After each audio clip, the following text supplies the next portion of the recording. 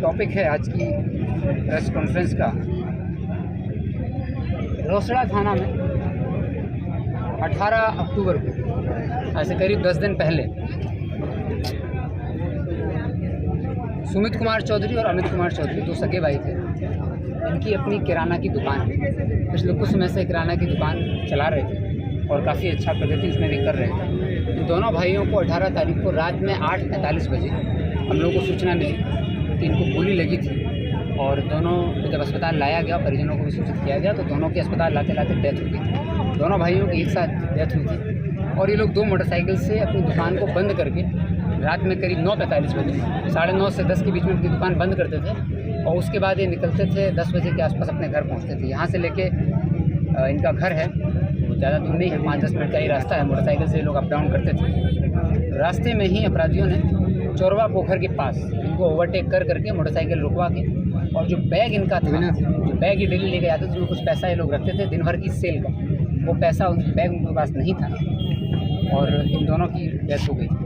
तत्पश्चात अनुसंधान किया गया, FIR किया गया था और 2 SIT इसमें बनाई गई थी, एक SDPO रोसड़ा के नेतृत्व में और एक SDPO सदर के नेतृत्व में। तो जो SIT SDPO रोसड़ा शिवम कुमार के नेतृत्व में बनाई गई थी, उस SIT को इस पूरी घटनाक्रम में सफलता मिली और इस अज्ञात के विरुद्ध दर्ज कांड में ये SIT को SDPO रोसड़ा के नेतृत्व में SHO Rosera, SHO Vibhutipur, circle inspector Rosera, DIU से इंस्पेक्टर मुकेश कुमार, इंस्पेक्टर विक्रम आचार्य और DIU से अरविंद कुमार, सिपाही अरविंद कुमार, ये 7 लोग थे इस टीम में जो काम कर रहे थे।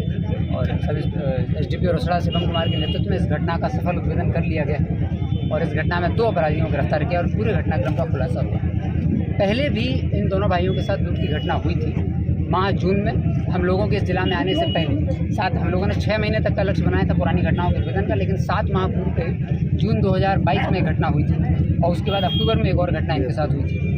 उस घटना का उद्भेदन नहीं हो पाया था। तो उस घटना में हम लोगों ने जब देखा तो दोनों घटनाओं लूट की जो थी उनका उद्भेदन नहीं हुआ था, अपराधियों की गिरफ्तारी नहीं हुई। तो उस समय के जो तत्कालीन थाना प्रभारी थे रामाशीष कामती, उनकी प्रत्यक्ष लापरवाही इसमें सामने आई, इसलिए उनको तत्काल प्रभाव से निलंबित कर दिया गया। इस घटना का फिर उद्भेदन के लिए टीम बनाई गई थी SDPO रोसड़ा के नेतृत्व में और ये टीम पूरी काम कर रही थी। नई टीम थी, SHO रोसड़ा भी इसमें कार्य कर रहे थे। इस टीम ने इसका उद्भेदन किया, 2 अपराधियों को इसमें गिरफ्तार किया और पूरे घटनाक्रम को हम लोगों ने समझने का प्रयास किया। तो इस पूरी घटना में 5 अपराधी शामिल थे।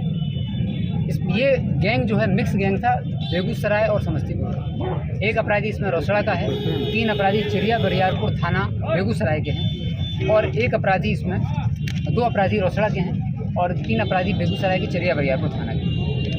ये सभी अपराधियों का आपराधिक इतिहास है। ये लोग लगातार लूट, छिनतई, स्वर्ण व्यवसायी से लूट, बैंक कर्मियों से लूट, इस तरह की घटनाओं को अंजाम देते हैं। इनमें से कुछ अपराधी कुछ समय पहले जेल से निकले हैं और जेल से निकलने के बाद ये टारगेट लगातार ढूंढ रहे थे कि घटना करेंगे। 11 अक्टूबर से 14 अक्टूबर तक ये पूरी टीम, करीब 7 लोगों की ये टीम थी जो गई थी दरभंगा।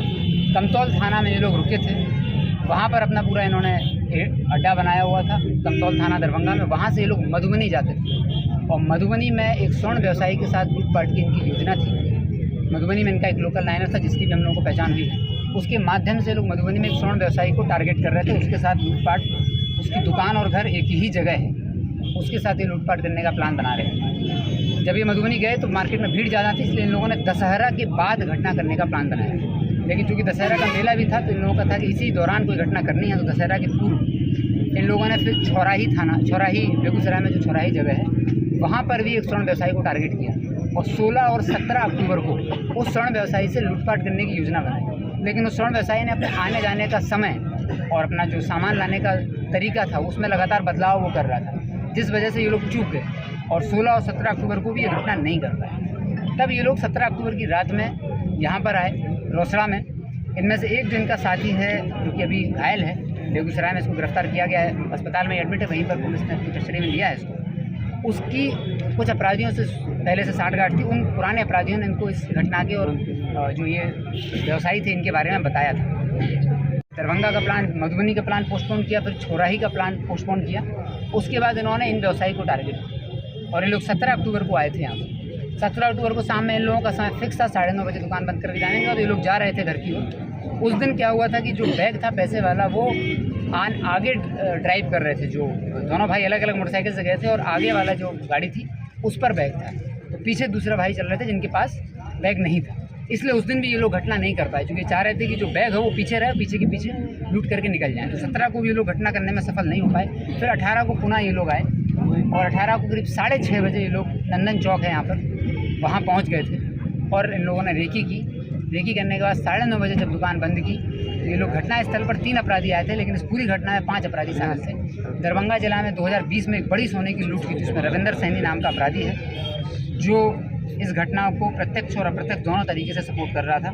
साथ ही रोसड़ा थाना के बटहा जगह का रहने वाला मनीष कुमार उर्फ मनिया, यह अपराधी भी इस घटना में शामिल है। और मनीष महतो जो कि चिरिया बरियारपुर का रहने वाला है, ये गिरफ्तार है। अमित कुमार जो चिरिया बरियारपुर का रहने वाला है, ये भी इस घटना में शामिल है। और रोहित कुमार तथा लक्ष्मी महतो सकरौली चिरिया बरियारपुर का, ये अपराधी भी शामिल थे। 3 अपराधी आए थे, रोहित, मनीष महतो और मनीष कुमार और मनिया, 3 अपराधी घटना में आए थे। और इस घटना में रविंदर सैनी और अमित कुमार का भी रोल है। इन लोगों ने आने के बाद जब रेकी की और 9:30 के बाद अपराधियों ने इन दोनों भाइयों का पीछा किया। तो उस दिन जो लोग जा रहे थे और पीछे वाली मोटरसाइकिल पर बैग था, तो रास्ते में चौरवा पोखर के पास इन लोगों ने ओवरटेक किया। ओवरटेक करने के पश्चात उन्होंने बैग उससे छीनने का प्रयास किया, हथियार दिखाकर। दोनों भाइयों ने बहुत ही साहसिक और बहादुरी का परिचय दिया और अपराधियों से भिड़ गए। अपराधी और इनके बीच में करीब 2 से 3 मिनट तक भिड़ंत हुई। उस भिड़ंत में एक बड़े भाई ने, जिनके पास बैग था, उन्होंने अपराधी को पकड़ करके साइड में ले जाके लिटरली मारना भी चालू कर दिया था। लेकिन इन लोगों के पास हथियार था। जो तीसरा गाड़ी चला रहा था अपराधी, वो गाड़ी से उतरा और उसने दोनों अपराधियों के सहयोग करने के लिए अपने हथियार से फायर किया, जो कि एक भाई को लगा और उसके बाद दूसरे भाई को भी गोली लगी। और इस पूरी घटना में जो अपराधी था, वे चिरिया बरियारपुर का रहने वाला रोहित कुमार, उसको भी घटना के दौरान ही इन्हीं भाइयों से जब लड़ाई हुई, तो जब अपराधी ने इन भाइयों को गोली मारी, उसी क्रम में अपराधी को भी अपनी ही गोली से पिस्टल जब मुड़ गई तो उसको भी गोली लग गई थी पेट में। उसके बाद अपराधी, दोनों भाइयों की तत्काल मृत्यु हो गई, लेकिन अपराधी 3 थे। तो मोटरसाइकिल पर बिठाल करके अपने घायल साथी को तीनों अपराधी लेकर के भागे और इसी रोड से वापस निकले। भागने के बाद ये चिरिया बरियारपुर बेगूसराय पहुँचे। वहाँ इनका जो लोकल डॉक्टर था पहचान का राम प्रवेश राय, उसके पास ये गए।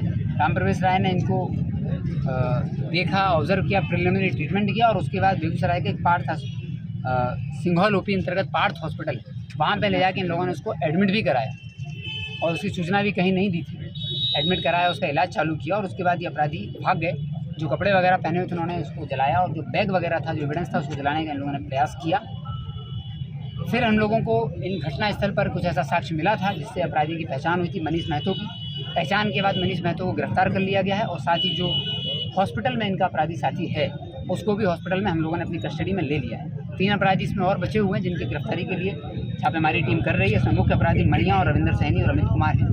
2 अपराधी इसमें गिरफ्तार हो गए हैं।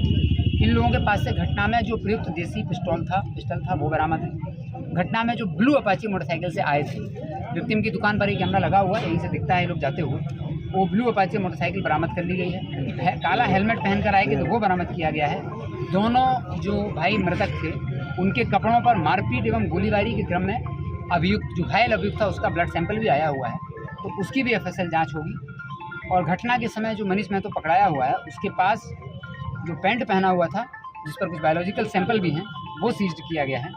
घटनास्थल से अपराधियों का जो कैप था और जो माला थी, जो कि वो लगातार इस्तेमाल करते हैं, वो भी बरामद की गई है। और जो डॉक्टर जिनके यहाँ ट्रीटमेंट किया गया है, उन डॉक्टर का भी स्टेटमेंट लिया गया है।